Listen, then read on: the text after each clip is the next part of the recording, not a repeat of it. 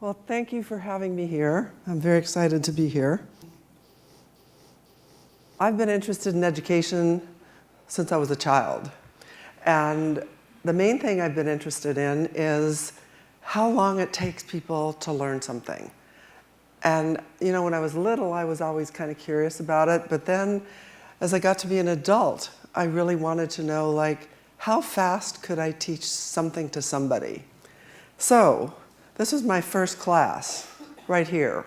This is my first student. And I taught her a lot of things really early. I mean, for example, she was babysitting when she was 2.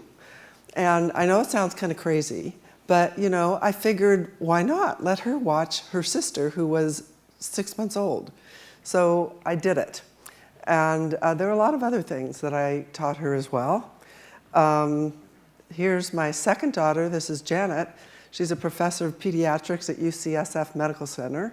She just got back from Kenya and Rwanda, where she works on trying to help people with AIDS. And here's my third daughter, Anne.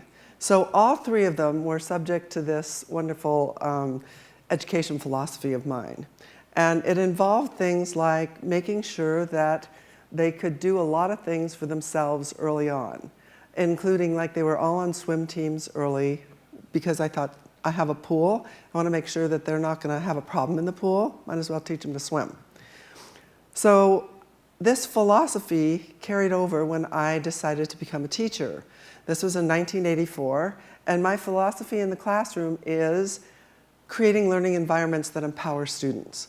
And so I can tell you right now that most of you in this room probably were really bored in high school, because people that are innovative tend to be really bored in high school, because what are you doing? You're memorizing, and that's not particularly exciting. So I wrote this book called Moonshots in Education, and the goal is to tell people about how they need to change the education system worldwide. That's not just the United States, it's everywhere, but it's particularly happening here in the United States, and of course I pay attention because this is where I live. So the reason I called it Moonshots in Education is because the world needs a moonshot, not because it's easy, but because it's hard and because it's one we cannot afford to postpone, and one we intend to win. This was going to the moon.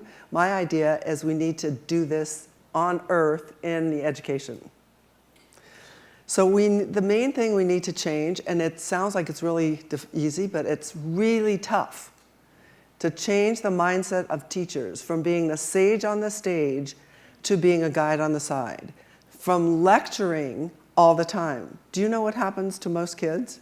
They sit for 7 hours, and face forward. And then what do? Take tests. They're taking tests. What are the tests of? It's not really of the kid, it's of the teachers. So students need real world learning so they can learn about their passion. 20th century, last century, the focus was memorization. You don't need to memorize as much. You still need to memorize, but not as much, because today you all have these phones in your pocket. You've got all that information right there. So do students understand the material, or do they just memorize it today? They're still just memorizing. Look what Ben Franklin said. Tell me and I forget. Teach me and I may remember. Involve me and I learn. How about Winston Churchill? I'm always ready to learn, although I do not always like being taught. Nobody really likes it. They want to learn it themselves. Famous Harvard professor, Eric Mazur, what did he say? He said, a year after students take a test, they remember less than 10%. Actually, 2 weeks after the test, they only remember 35%. All this memorization, what's it for? So the teacher is the key to this change. We need but changing the culture of teaching is the hardest thing to do, because we've been doing it like that for a long time. So this is what we have to teach kids to do. And let me just tell you, you can't teach it by reading a book about it. Can you learn to be a creative thinker by reading an essay? How about learning to ride a bike by reading a book about it? Or how about, why don't we all learn, aren't we all Olympic swimmers? Because we all watch the Olympics. So So these are the things, I'm going to go through them quickly, that you cannot learn by reading about them. You actually have to do them. Technical skills, decision making, leadership, resilience and grit. Can you read about it and then become resilient? Entrepreneurship, innovation, risk-taking, project management, design thinking, conflict resolution. These are all things that everybody wants in their employees, and they're not getting them because the main thing the kids come out of school with is really great test-taking skills. Networking. So what do good learning environments look like? My suggestion for the whole system is continue to teach the way you've been teaching for 80% of the time. 80% of the time. 20% of the time should be real world. Real world project-based learning 20% of the time. This is what it looks like. Palo Alto Unified is a leader. I'm using media studies. Why media studies? This is the century of media. Journalists learn the most valuable skills for lifelong learning. They learn how to gather information, analyze that information, analyze what is most important. Most kids can't figure out what's most important because they're always being told what's most important. Write it up in a succinct way and learn to publish online. Today in Palo Alto, we have this Media Arts Center. I have 600 students, 10 publications, 6 other media arts teachers. I started in 1984 with 20 kids. This is what it looks like. Notice nobody's in rows. This is what it looks like. We have 3 computer labs like this and hundreds of laptops, Chromebooks. This is your typical school in Palo Alto. This is the assessment.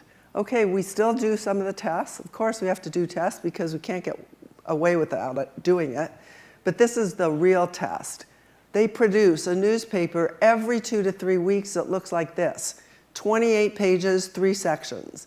This is what the center looks like. This is another one. Kids, if kids can do this, trust me, they can do all those skills that I just talked about. Here's another example. And these are not like special kids. These are any kids. There's no prerequisites to getting into this program. This is another one of the publications. This is called C Magazine. This is the website, or one of our websites. We have 10 websites. This is another magazine, all done by students between the ages of 15 and 18. This is a sports magazine, all done again by students. This is Foreign Affairs magazine. I can't do them all because I don't have enough time. This is Photography magazine. This is television that's broadcast every single day. The kids learn how to do this. They learn these thinking skills.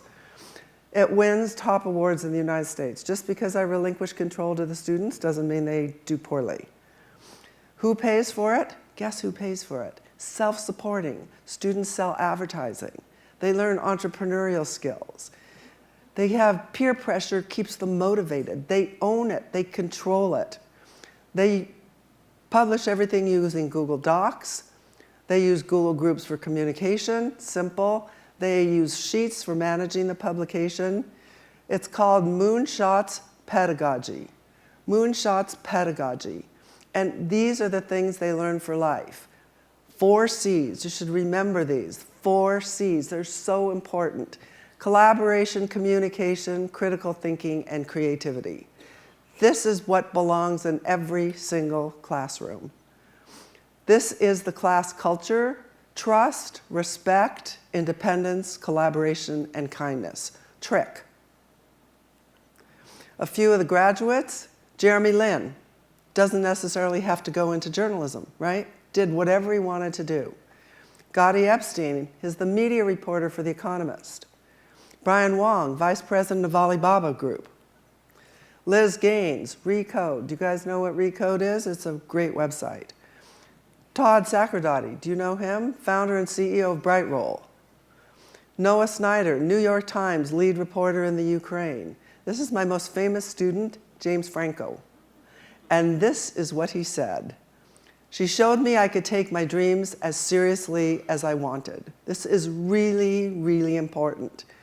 Every student needs a champion. His parents wanted him to be a math professor.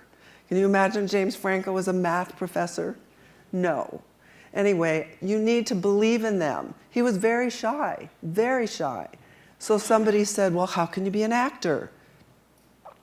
Turns out it worked out, didn't it?